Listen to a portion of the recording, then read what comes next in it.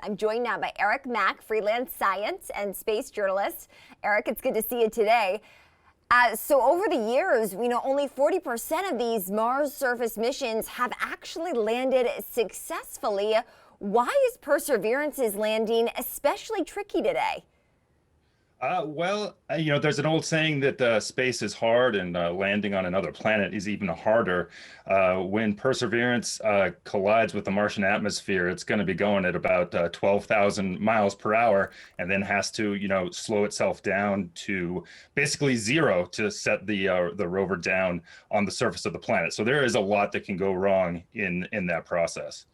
I know you talked about that process there, dubbed 7 minutes of terror when it actually tries to make this landing. Walk us through that process. So, basically, like I said, it'll slam into the atmosphere, which is a lot thinner than Earth's, but still will be enough to slow it down considerably. And then after a few minutes, it'll fire some parachutes, and that will slow it down even more. And then the final stage is really interesting. It's a thing that they call sky crane, which is you can kind of imagine that there's like a drone that kind of holds on to the rover itself, and it has thrusters on it that fire to slow down till almost a hover. And then when it gets to that point, it then lowers the rover down to the surface of the planet in this sky crane maneuver that's really kind of fascinating. It reminds me of the movie Martian. Hopefully, obviously, this does go as planned today, Eric. So talk more about what the purpose of this is and how it is going to be searching for signs of life on the red planet. Well, yeah, like you said, that one of the main goals there is to look for signs of ancient life, and it's going to touch down in an area where they think an ancient river flowed into a lake. It's called a Jezero crater, and they think there was a lot of water there many, many years ago. And so the hope is to maybe find some signs of ancient life, like some fossils or something like that, and then also to take a look at the climate and the geology of Mars, while also testing some technologies that could help future human missions on the red planet, which is pretty fascinating. Of course, Elon Musk, one person who wants to send people to Mars, does have lofty ambitions, doesn't always meet those goals. Do you think his ambitions are too big when it comes to this red planet?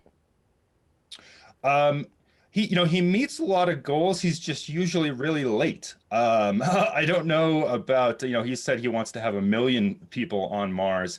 That's pretty ambitious and probably isn't going to happen in our lifetime. But I think we're going to be taking some big first steps with Perseverance if everything goes well, like actually extracting oxygen that can be used for breathing and for fuel from the atmosphere itself. So it could be the first steps to Elon's vision happen with Perseverance.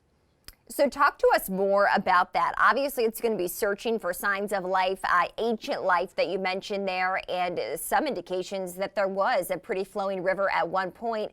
What else is it going to be doing, and what makes this particular rover unique?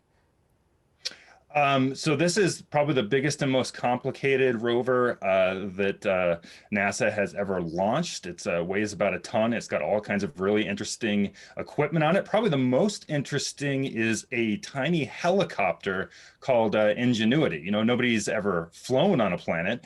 We've landed on one, we've rolled around one with a robot, but for the first time, they're going to try actually flying on one.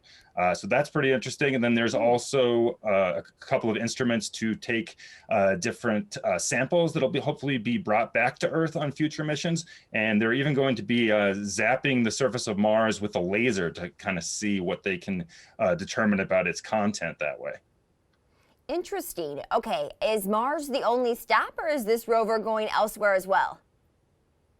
No, it's not going, definitely not going to another planet, but it's got a pretty good itinerary to roll around the surface of Mars and to explore this crater, look around what was probably an ancient river delta to see if there's any signs of life around there. And there's some interesting cliffs. So where it's going on Mars is pretty interesting in and of itself. Okay, Eric, you'll have to join us again. I love this story. Great job breaking it down. That's Eric Mack. He's a freelance science and space journalist.